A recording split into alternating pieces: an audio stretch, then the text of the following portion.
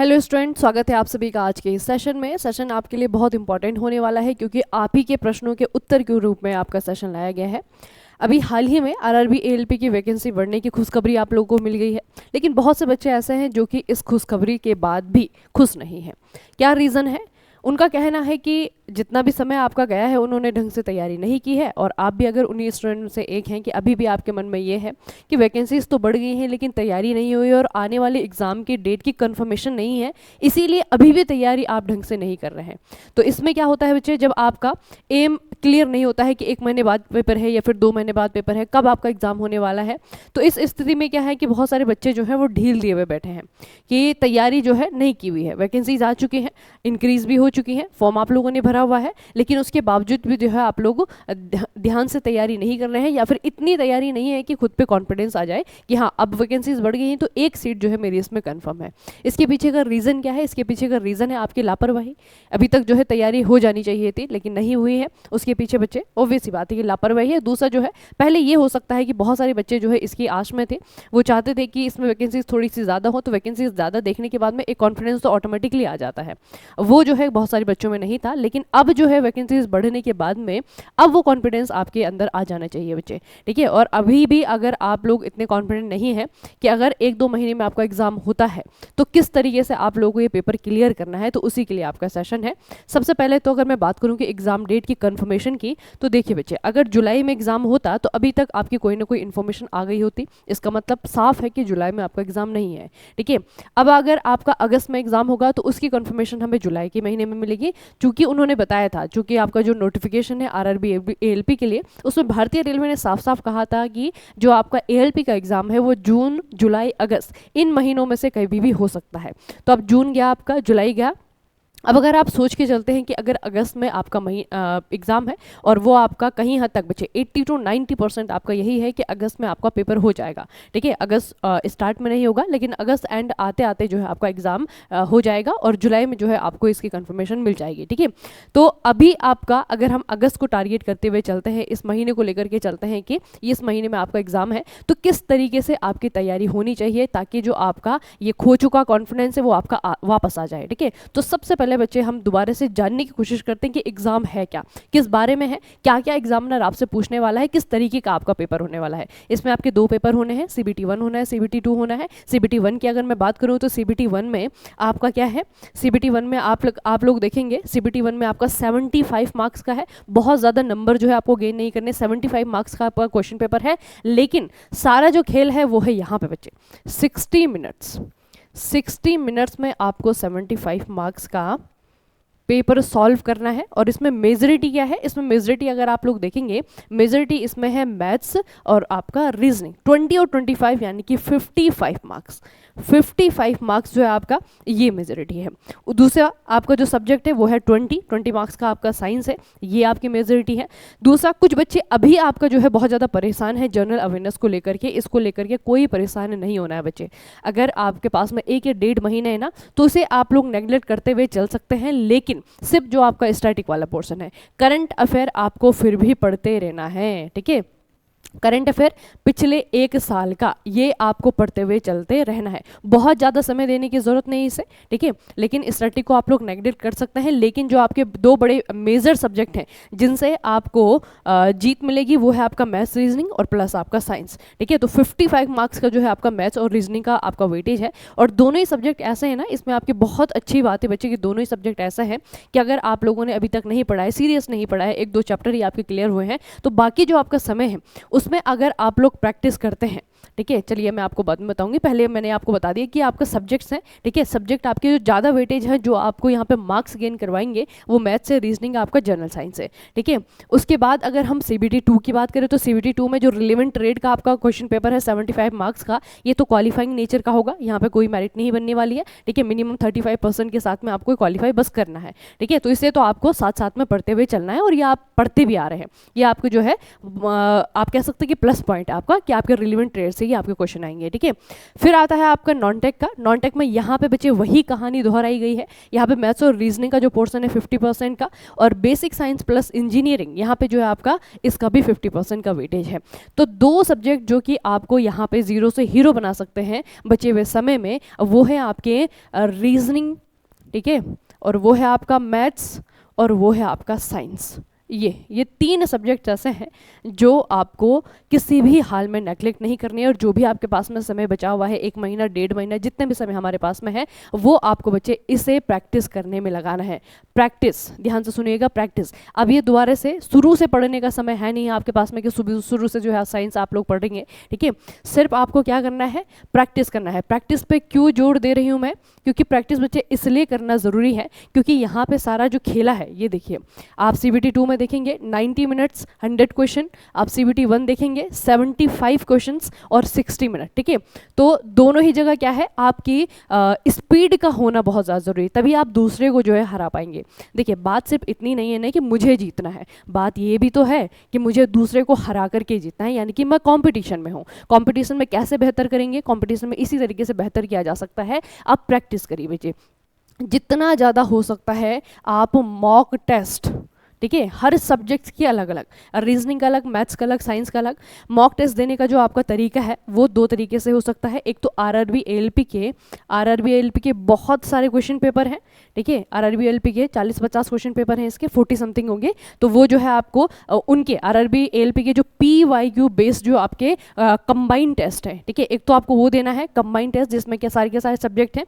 साथ में आपको क्या करना है, सब्जेक्ट वाइज, ठीक है, सब्जेक्ट वाइज जो है आपको टेस्ट देने हैं। और ये आपका आरआरबी एएलपी है बच्चे, यहाँ पे जो लेवल है ना वो आपको इजी टू मॉडरेट होता है, ठीक है। कुछ एक पोर्शन होता है आपका जो थोड़ा सा टफ बनता है, या फिर कुछ शिफ्ट ऐसी होती हैं जो आपकी टफ बनती है, वो बाद में नॉर्मलाइजेशन में आपका सब बराबर हो जाता है, ठीक है। तो ऐसा नहीं है कि आपका टफ नहीं आएगा, टफ भी आपके आएंगे, लेकिन वो आपके कुछ एक पोर्शन, जैसे कि साइंस का पोर्शन आपका टफ आ गया, ठीक है, या फिर मैथ्स और रीजनिंग में से मैथ्स आपकी टफ आ गया, इस तरीके से जो है आपका पेपर टफ बनता है। या फिर कोई शिफ्ट होती हैं जो कि आपकी, जैसे अधिकतर देखा गया है कि जो आपकी बात की शिफ्ट होती है वहाँ पे थोड़ा सा पेपर आपका पिछली बार के, अभी अगर आप लोग एनालिसिस करेंगे तो बात के जो क्वेश्चन पेपर बने थे वहाँ पे थोड़ा सा आपके क्वेश्चन हार्ड लेवल के देखने को मिले थे, वो बाद में नॉर्मलाइजेशन में आपका बराबर हो जाता है, ठीक है। तो यहाँ पे जितना भी समय बचा हुआ है ना आपके पास में, आपको अलग अलग तरीके से प्रैक्टिस करनी है। कोई भी चैप्टर जो है नहीं छोड़ना है। जब आप लोग प्रैक्टिस करेंगे, चाहे मैथ्स करें, चाहे रीजनिंग करें, चाहे साइंस करें, इसे बच्चे सब्जेक्ट वाइज करेंगे और इसे आप चैप्टर वाइज करेंगे, ठीक है। चैप्टर वाइज करिए, क्योंकि दोबारा से जो है पढ़ने का तो अभी आपके पास में समय नहीं कि पूरा का पूरा साइंस अभी आप लोग पढ़ रहे हैं, ठीक है, इस तरीके से। तो जितना भी समय बचा हुआ है, क्योंकि सारा का सारा खेल यहाँ पे आपकी स्पीड का है, ठीक है, और आपकी एक्यूरेसी का है। जितना ज़्यादा एक्यूरेट आपके आंसर होंगे, आपके सफल होने के चांसेस उतने ज़्यादा होंगे। जितनी अच्छी आपकी स्पीड होगी उतने आपके सफल होने के चांसेस होंगे, ठीक है। तो पूरा का जो फोकस है बच्चे वो लगा दीजिए। ये जो आपके हीरो सब्जेक्ट्स हैं, ये 3 जो सब्जेक्ट्स हैं, इन पे आप फोकस करिए, बहुत अच्छे से फोकस करिए। CBT 1 में आपको हेल्प करेंगे, CBT 2 में आपको हेल्प करेंगे। बहुत अच्छी जो है आपकी स्पीड होनी चाहिए, आपके जो कॉन्सेप्ट है उन्हें क्लियर करिए, ठीक है, और साथ में जो है प्रैक्टिस करिए। बस इसमें आपको क्या करना है बच्चे, खूब सारी प्रैक्टिस करनी है। और प्रैक्टिस करने का जो तरीका है वो मैंने आपको बता दिया है। एक तो सारे के सारे PYQ एक बार ज़रूर जो है आप लोगों ने सॉल्व करना है, ठीक है। 40 समथिंग इसमें क्वेश्चन पेपर हैं और सारे के सारे एक बार आपको जरूर सॉल्व करने हैं। उसके बाद जो है आपको क्या करना है, सब्जेक्ट वाइज आप साइंस का अलग से मॉक टेस्ट दीजिए। आप जो है आपका साइंस में आप चैप्टर वाइज जो है मॉक टेस्ट दीजिए। उसके अलावा जो आपका ये मैथ्स है इसमें आप चैप्टर वाइज मॉक टेस्ट दीजिए। उसके बाद आपका जो रीजनिंग है इसमें आप चैप्टर वाइज मॉक टेस्ट दीजिए। और बाद में जब आपका ये मॉक टेस्ट वाला खेल खत्म हो जाए, उसके बाद में जैसे आपका एग्जाम आना है 75 मार्क्स का जो आपका क्वेश्चन पेपर होता है जिसमें मिक्स क्वेश्चन होते हैं, फिर वैसे जो है आप लोग को मॉक टेस्ट देना है, ठीक है। और जो आपका 10 नंबर का जनरल अवेयरनेस है, ऐसा नहीं कि बिल्कुल ही इसे जो है इसकी तरफ मुंह मोड़ देना है, इसमें भी आपको ध्यान देना है, लेकिन किस तरीके से। इसमें बच्चे आपका करंट अफेयर, क्योंकि यहाँ पे वेटेज जो है वो करंट अफेयर का ज़्यादा रहता है। पिछले 1 साल का करंट अफेयर लगातार जो है किसी ना किसी माध्यम से, बहुत सारी क्विजेस आती हैं, फ्री में क्विजेस आती हैं, कहीं से कोई खरीदने की जरूरत नहीं है। बहुत सारी क्विजेस होंगी, पिछले 6 महीने का करंट अफेयर, पिछले 1 महीने का करंट अफेयर, एक महीने का अलग अलग करंट अफेयर, ठीक है। 1 महीना आपने जनवरी कर लिया, फिर आपने फरवरी कर लिया, फिर आपने दिसंबर कर लिया 2023 का। तो पिछले एक साल का जो है आप लोगों को क्या करना है, इसमें प्रैक्टिस ही करनी है, क्योंकि बेसिकली क्या है कि आपको अपनी स्पीड बढ़ानी है। सारा का सारा जो खेल है यहाँ पे वो टाइमिंग का है, ठीक है, स्पीड का है। और स्पीड बढ़ाई बढ़ाइए और खूब सारे प्रैक्टिस, जब प्रैक्टिस करेंगे तो आपको जो है खूब सारे MCQs का जो है वो मिलेगा, ठीक है। खूब सारे MCQs आप लोग कर चुके होंगे, तो जितना भी बच्चे आने वाला समय है उसे आप लोग को अपनी प्रैक्टिस पे देना है, अपने जो कॉन्सेप्ट है उन्हें जो है प्रैक्टिस के साथ साथ में उसे क्लियर करते जाना है, ठीक है। और 2-3 तरीके से जो है आपको प्रैक्टिस करनी होगी, ठीक है। 2-3 तरीके से MCQ करने होंगे। आप सब्जेक्ट वाइज दीजिए, आप जो है चैप्टर वाइज दीजिए, उसके अलावा जैसा आपका कॉम्बिनेशन में पेपर बनता है उस तरीके से भी आपको जो है टेस्ट देना है, ठीक है। आप देखेंगे कि जब आप इतने सारे जो है मॉक टेस्ट दे चुके होंगे, जब एग्जाम आपका नज़दीक आ जाएगा, जब एग्जाम की डेट आपकी आ जाएगी, तब आपका जो अभी ये जो लो कॉन्फिडेंस है कि वैकेंसीज तो बढ़ गई हैं, लेकिन कैसे होगा, क्या होगा, होगा कि नहीं होगा, अभी तो मेरे सिलेबस ही कंप्लीट नहीं हुआ है, अभी तो मेरा ये नहीं हुआ है, मैं रीजनिंग मैं जो है जनरल अवेयरनेस कैसे करूँगा, मैं तो साइंस के स्टूडेंट नहीं हूँ, मैं तो साइंस नहीं आती है, इस तरीके के बहुत सारे डायलेमा बच्चों के अंदर है, बहुत सारे सेल्फ डाउट बच्चों के अंदर है, ठीक है। तो वो नहीं होना चाहिए बच्चे।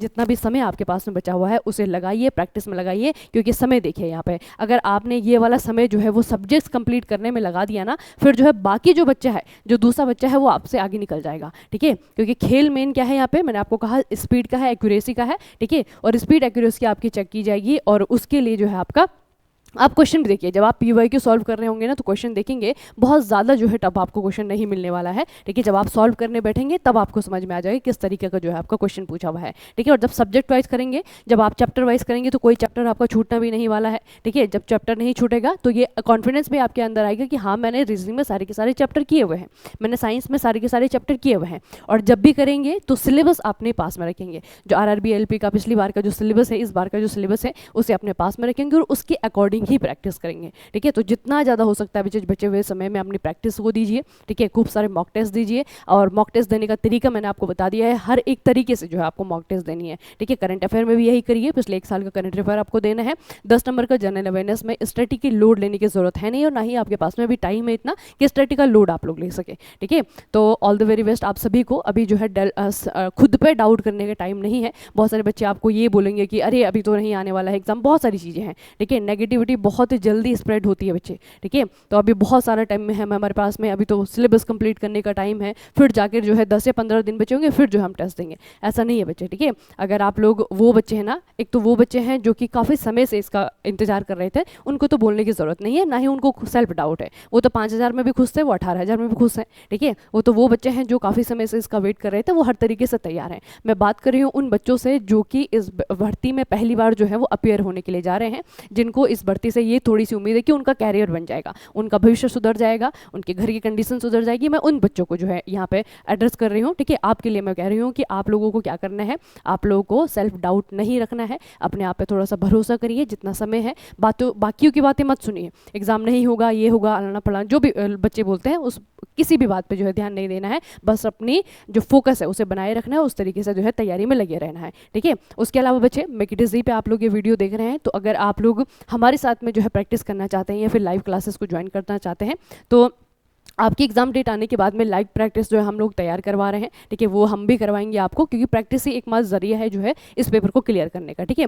तो make it easy live classes mobile application पे जब आप लोग जाएंगे, वहाँ पे जाकर के जो है आप लोगों को RRB ALP का, RRB ALP CBT 1 इसके लिए नॉन टेक का, ठीक है, क्योंकि पूरा का पूरा नॉन टेक ही है।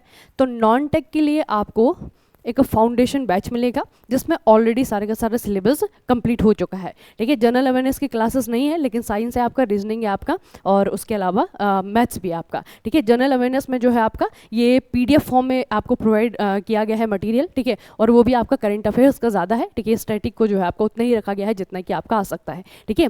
तो यहाँ पे जो है, यहाँ पे पूरा का पूरा सिलेबस कंप्लीट है, मतलब ये सिलेबस आपका कंप्लीट हो रखा है। बस यहाँ पे जो है हमने प्रैक्टिस सेशन जोड़ने हैं, जैसे ही आपकी डेट अनाउंस होती है उसके बाद में जो है लाइव प्रैक्टिस जो है आपको यहाँ पे करवाई जाएंगी, ठीक है। तो हमारे साथ में अगर जुड़ करके करना चाहते हैं तो make it easy live classes mobile application है, उसे डाउनलोड कर लीजिए और वहाँ पे जाकर के जो है आपने चीज़ें देख लीजिए। उसके अलावा बहुत से बच्चे ऐसे हैं, अगर आप लोगों को बच्चे किसी प्रकार का मटीरियल चाहिए, ठीक है, मटीरियल इन द सेंस की करंट अफेयर का अगर मटीरियल चाहिए, तो make it easy live classes के भीतर अगर आप लोग जाएंगे तो वहाँ पे जो है नॉन टेक की ई बुक्स खास करके RRB ALP के लिए सब्जेक्ट वाइज बनाई गई है करंट अफेयर के, ठीक है। जैसे कि आपके अवार्ड्स बहुत ज़्यादा पूछे जाते हैं, उसके लिए अलग बुक है, बुक्स एंड ऑथर का प्रश्न आपका आता है उसके लिए अलग बुक है। तो जो वेरी वेरी इंपॉर्टेंट टॉपिक है आरआरबी एएलपी के लिए, उसका कंटेंट जो है आपको यहाँ इसके भीतर मिल जाएगा, वो आप लोग जो है पढ़ने में और लगा सकते हैं। और उसमें जो है आपका थ्योरी भी है, उसमें जो है आपका एमसीक्यू भी है, ठीक है। तो उस माध्यम से भी आप लोग अपना पिछला जो 1 साल का करंट अफेयर है उसे कवर कर सकते हैं, ठीक है। चलिए बच्चे, तो सेल्फ डाउट नहीं करना है, क्लियरिटी रखनी है कि मुझे ये करना है तो करना है, ठीक है। किसी की बातों पे नहीं आना है, बस अपने हिसाब से देखिए, अपने उस पर चलिए, और जितना समय गंवा दिया है आपने कोई बात नहीं, जो समय आने वाला है बस उसका जो है सदुपयोग करिए, ठीक है। चलिए बच्चे, आज के सेशन को यहीं पे रखते हैं, मिलते हैं फिर किसी और सेशन में। तब तक के लिए पढ़ते रहिए, बढ़ते रहिए, अपना खूब सारा ख्याल रखिएगा। आप सभी का बहुत बहुत धन्यवाद।